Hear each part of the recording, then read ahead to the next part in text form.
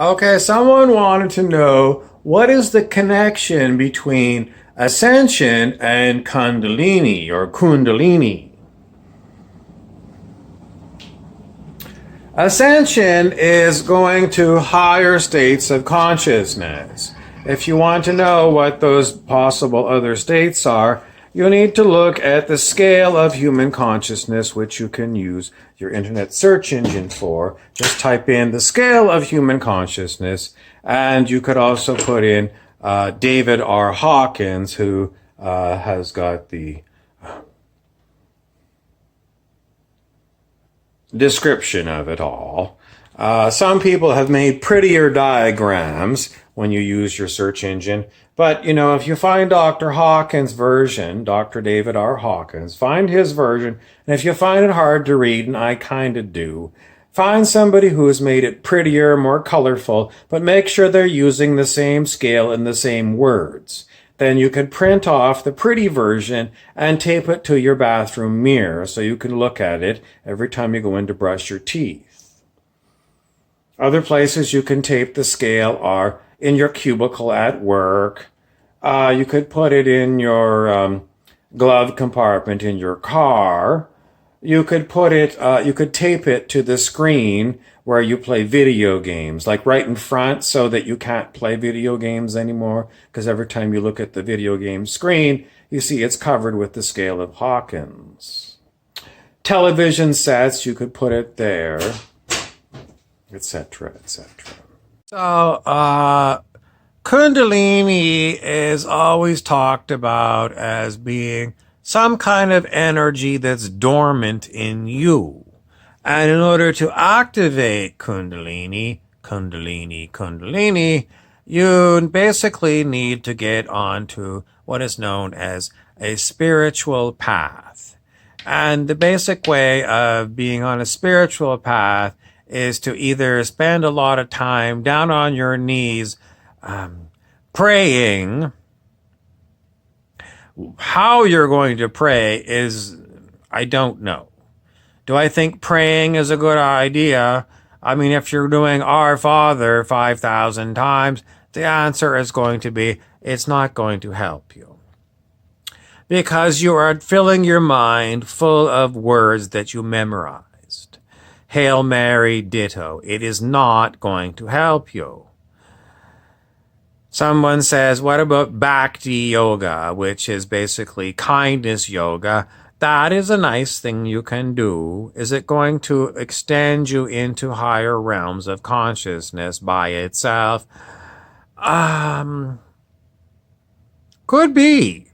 Could be if you spend all of your time just being kind. Just being kind. Could be. Could be. It could be a path that might get you somewhere. So I'm not going to tell you don't be kind. If that's the only thing you can do in your day is just be kind to others, be kind to animals, just be a kind person. That's great. That's great. I have no issue with you. But anyway, the Kundalini is basically dormant in people until they decide to meditate a lot. Some people say, well, I've heard that if you do like Hatha yoga, which is like, weird yoga poses, that you might raise your Kundalini and have a bad experience. This was sort of something, was an internet thing that went around. Is it true?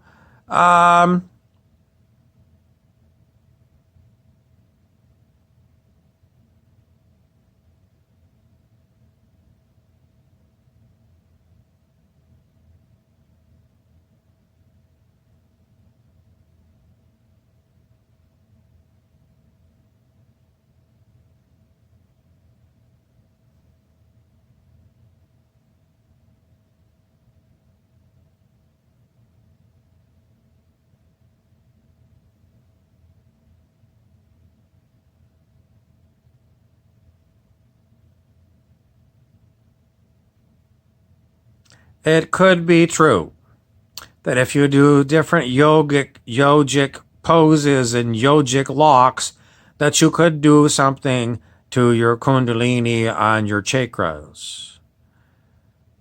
What difference does it make? The point is, if you get some activation of your kundalini and it's doing something for you, well, what is it doing? It's either doing something you like or it's causing a ruckus in your system. What are you going to need to do if your kundalini has risen and it's not pleasant? Most likely you're going to need to see, I don't know, a bona fide spiritual master is what they usually say.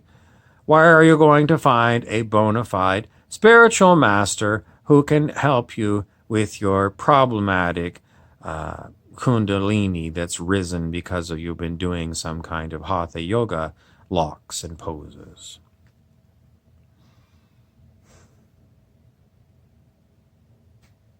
It's most likely going to be someone who is already involved with extensive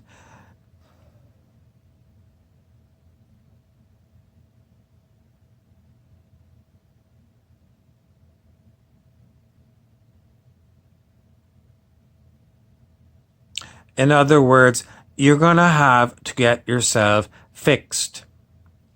And if you can't find someone to fix you, you're going to have to fix yourself. How are you going to fix yourself? I would recommend maybe what you need to do is stop doing your yogic locks and poses, number one.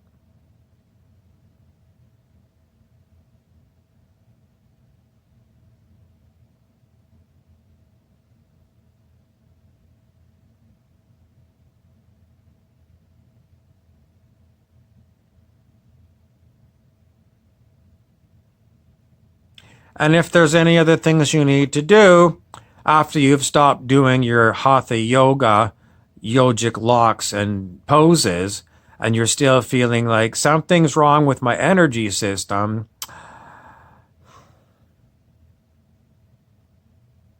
who got you doing hatha yoga but didn't train you in kundalini? I mean, someone got you involved with doing yoga. Didn't you hear the word yoga and go to your local bookstore and get a book on yoga and the history of yoga and, what it's all about? Oh, well, you mean you can trundle down to your local public library and get some books out upon, yoga and what's it supposed to do? I mean, somebody might have just told you, well, here at the gym, we're having yoga. And some of it is, in the gym, and some of it is in hot yoga room. What's yoga? It's just, poses and locks. I mean, you already do a step class here. Wouldn't you like to do this? It's being offered. Maybe your membership already includes it. You can, there's nothing in this next time period, so you can start doing hatha yoga.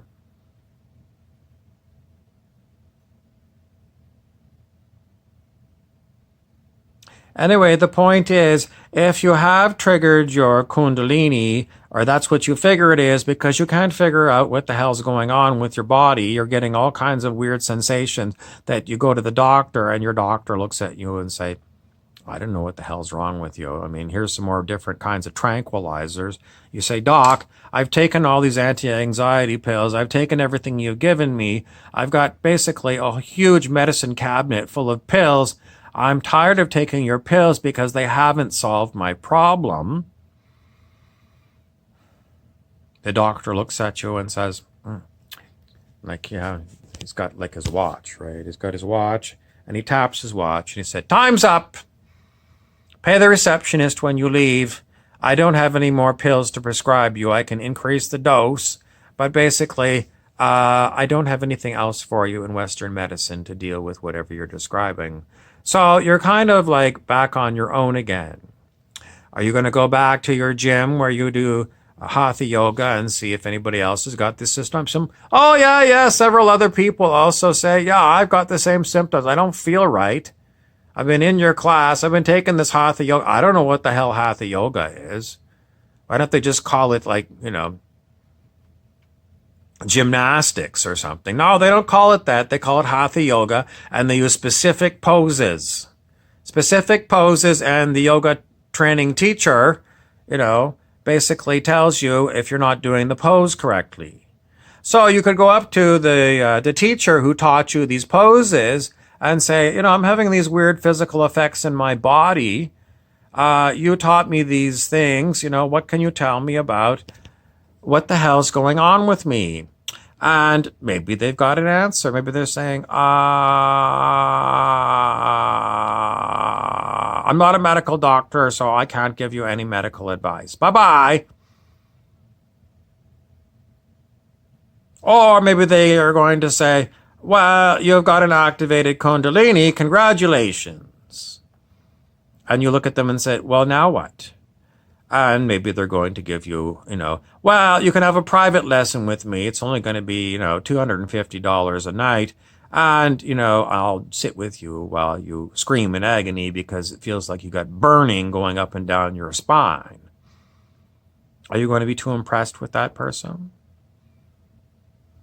The point of the matter is, if you're interested in Hatha yoga or Kundalini yoga or anything that says yoga or is using yoga poses, you better damn well understand what the hell you're getting into.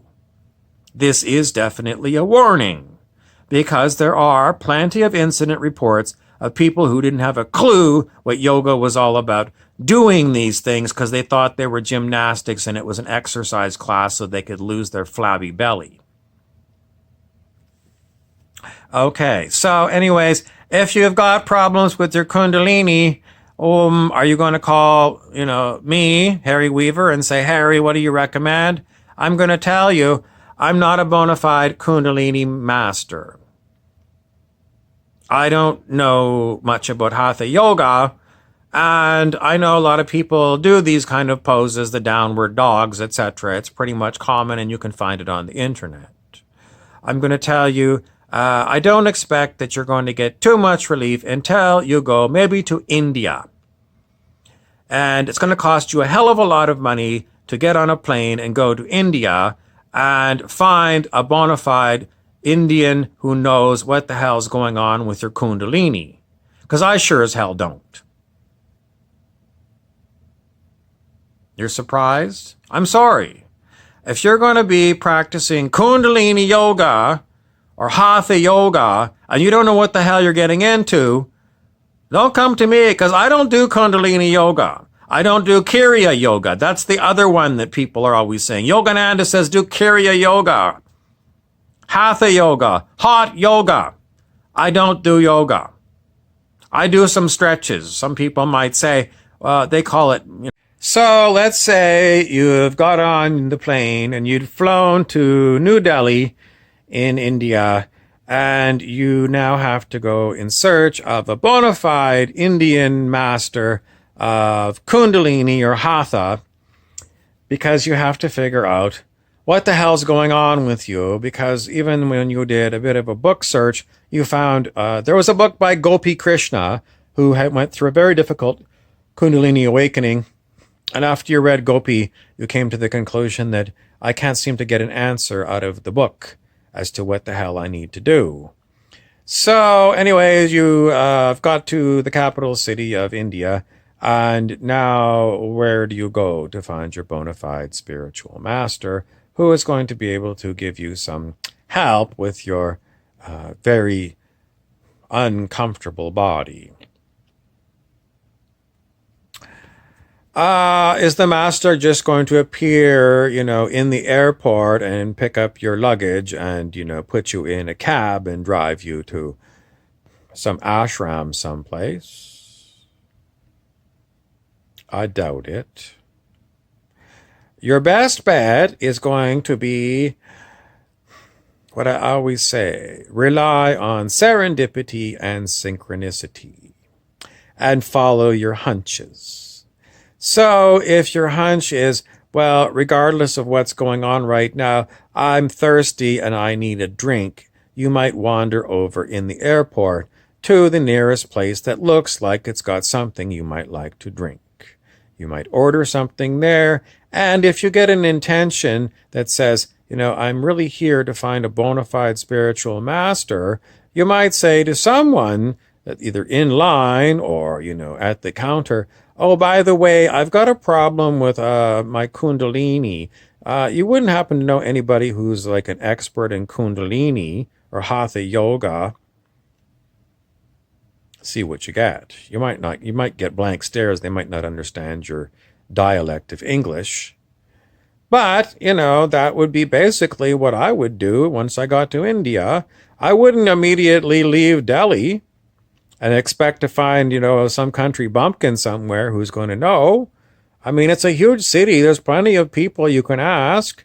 How long are you planning to stay in Delhi? I don't know. How much pain are you in because of your Kundalini rising? Anyway, that is going to be the best thing you can do, is to just play it moment by moment. Go with your hunches. And also be discerning, because just like in North America or South America or Europe or wherever you are, Australia, when you go to India, don't expect everyone there is going to be, a bona fide spiritual master. You can expect, just like everywhere else, there's a certain percentage of the population who are thieves, certain population of the population that is, every other kind of thing that you found at home. So you're going to have to be developing your discernment. And, if it doesn't feel right, the advice you've got, well, throw it away. In the end, are you going to find someone in your trip to Delhi who can help you with the Kundalini? I don't know. And in the end, what else can you do? Well, you can try and deal with it yourself. I told you, stop doing your yogic poses and things. What else can you do? Well,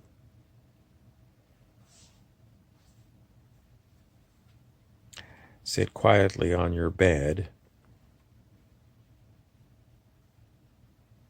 Calm yourself.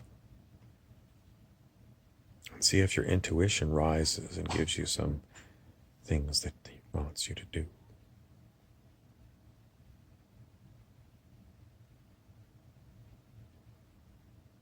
Have you got higher consciousness now?